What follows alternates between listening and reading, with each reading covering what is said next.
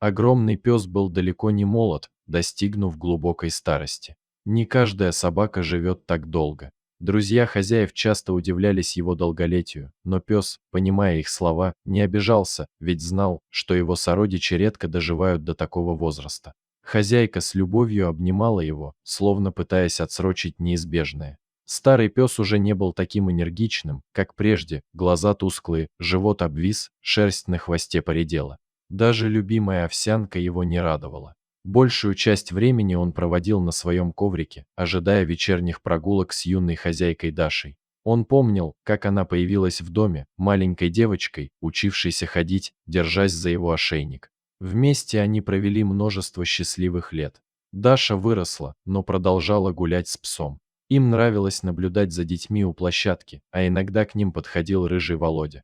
Он рассказывал псу забавные истории из детства, вспоминая, как тот защитил его от пьяного прохожего. Пес тихонько ворчал, словно соглашаясь с услышанным. Однажды осенним вечером во время прогулки пес услышал слабое мяуканье из кустов. Там он нашел котенка, висевшего на веревке. Пес перегрыз ветку, освободив малыша, и принес его Даше. Даша сначала не поняла, что притащил ее питомец. Стала выговаривать псу за его внезапную отлучку, но потом ахнула.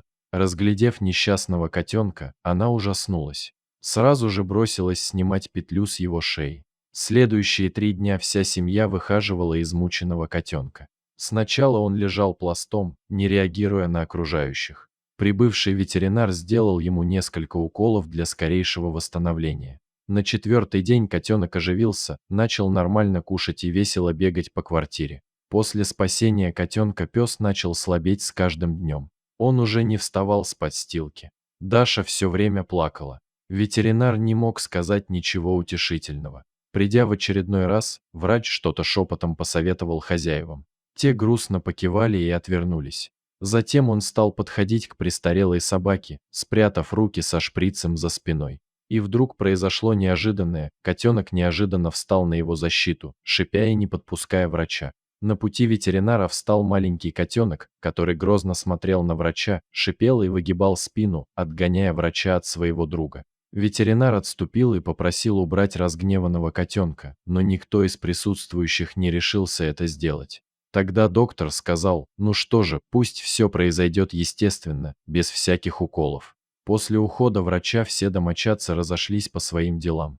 Пес лежал на своем месте, а рядом спокойно спал серый малыш. Глядя на него, старый пес удивлялся храбрости своего маленького друга. В это время котенок видел сон, в котором снова защищал пса от любой опасности, уверенный, что они всегда будут вместе.